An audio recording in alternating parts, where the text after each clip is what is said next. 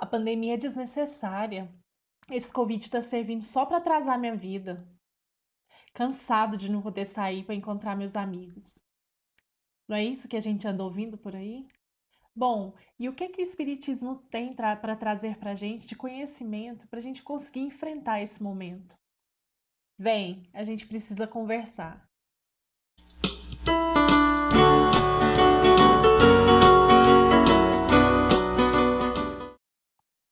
Bom, para a gente começar, é importante pontuar que a nossa sociedade já sofreu em outras épocas com outras pandemias, como, por exemplo, a peste bubônica, que foi considerada historicamente a causadora da peste negra. Ela assolou a Europa no século XIV, matando entre 75 e 200 milhões de pessoas.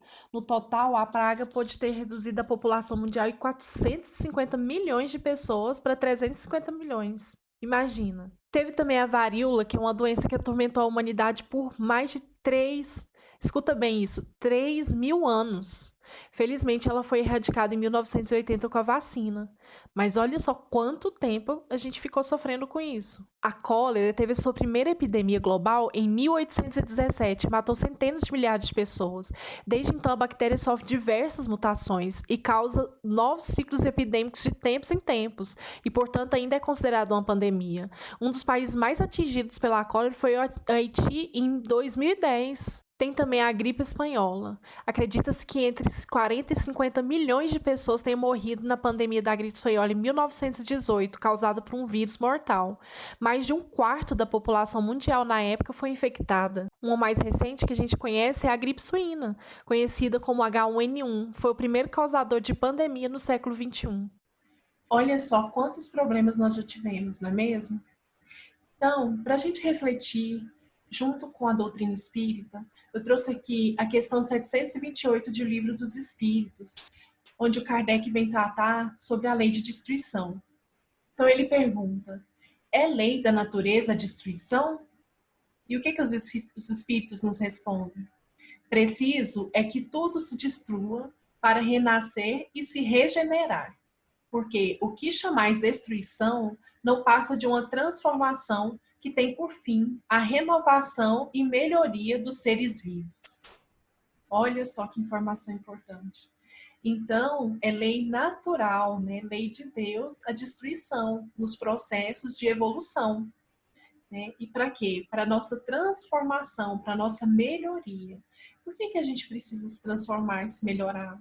A gente sabe que nós estamos aqui em um mundo de dificuldades, de sofrimento, de dores, não é isso? Que nós chamamos de mundo de provas e expiações. Então, os espíritos que habitam o planeta Terra são espíritos ainda, todos nós, né, somos espíritos com muitas dificuldades, especialmente dificuldades morais. E nós precisamos, de vez em quando, de alguns acontecimentos que nos auxiliem, que nos impulsione para essa transformação, a qual nós todos tanto buscamos. Né? Então, no Evangelho segundo o Espiritismo, tem uma mensagem do Santo Agostinho, onde ele fala sobre a progressão dos mundos. Vamos ver o que ele fala. O progresso é lei da natureza. A essa lei, todos os seres da criação, animados e inanimados, foram submetidos pela bondade de Deus, que quer que tudo se engrandeça e prospere. A própria destruição, que os homens parece o termo final de todas as coisas, é apenas um meio de se chegar pela transformação a um estado mais perfeito, visto que tudo morre para renascer e nada sofre o aniquilamento. Então, já o Santo Agostinho aqui trazendo para nós que o nosso olhar é muito limitado quando a gente só vê o aqui e agora. Né? Ele fala, para nós, muitas vezes, para o homem, né, a gente olha a destruição como o fim de tudo, né? Quando a gente sabe que não. Por quê? Porque nesse momento aqui, enquanto encarnados, a nossa visão é limitada, né? Nós estamos vivendo o momento presente. E se nós não estudarmos, né? Se a gente não buscar conhecer essas informações que nos trazem a amplitude de que somos seres eternos, né? Que a vida não é só o aqui e agora, né? Que não é só a matéria que existe, nós vamos sim ficar desesperados com as intempéries que acontecem, com as dificuldades que vêm. Mas não, nós temos que buscar o quê? buscar o nosso equilíbrio, né, diante dessas dificuldades. O medo vem? Muitas vezes o medo vem. São muitas mortes, né, muito sofrimento, muita dor. No caso da pandemia que nós estamos vivendo agora, por exemplo, quantas pessoas não perderam entes queridos, né? Quantas dificuldades nós já tivemos. Mas aí, nesse momento, a Joana de Ângeles fala assim, o medo é como uma sombra que altera e dificulta a visão geral. Então, o que a gente tem que buscar? Essa visão do todo. Né? Lembrar que nós somos aqui uma sociedade em dificuldades, mas que podemos sim progredir, né? Como Santo Agostinho trouxe na progressão dos mundos, que nós estamos em coletividade, não somos seres individuais, e por esse motivo nós temos que ter os nossos compromissos em coletividade, auxiliar o coletivo nesse desenvolvimento, e buscar essa melhoria, essa transformação.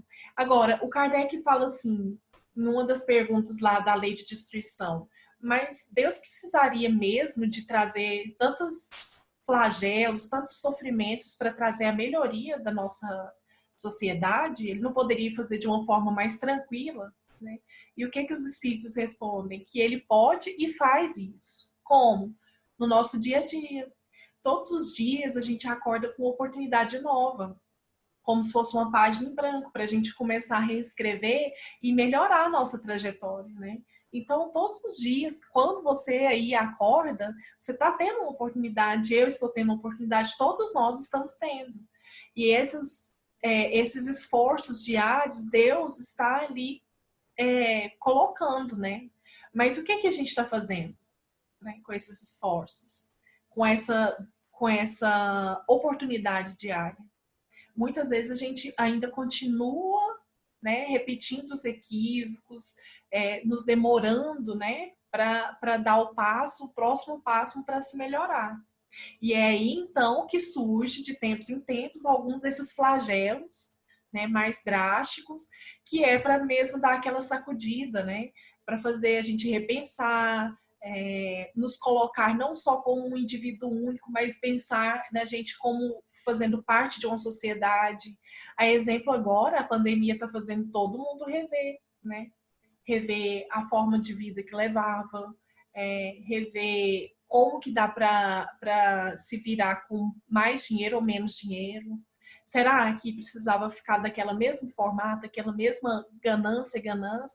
E o que tem? O que a gente pode pensar? E a nossa convivência familiar, né? As novas formas, que às vezes a gente não pensa as novas formas. Olha a tecnologia despontando em vários aspectos, que a gente está vendo novas formas de se fazer, né? E com isso também melhorar outros pontos, né, da nossa convivência, da nossa saúde.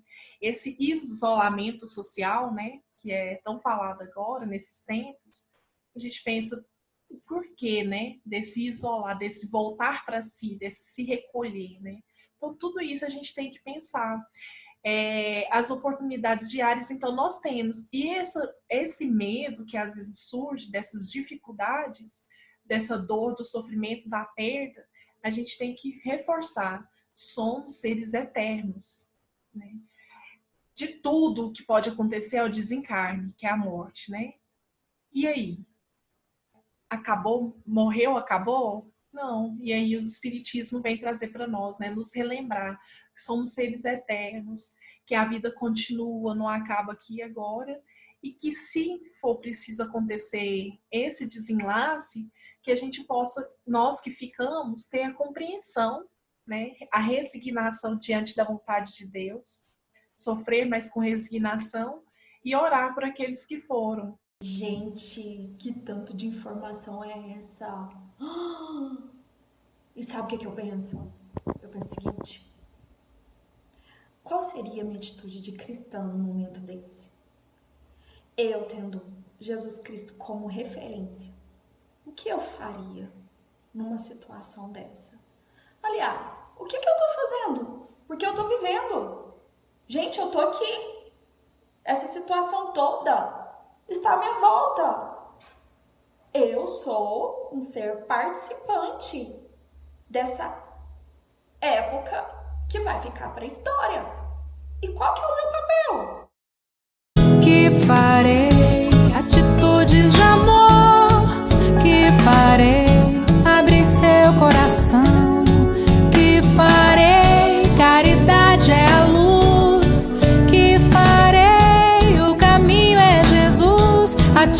atitudes de amor para com seu irmão. Seja onde for, abre seu coração, fazendo a caridade uma bandeira de luz. O caminho certo é seguir Jesus. Então é isso aí, gente. Como disse na música, né? Atitudes de amor, né?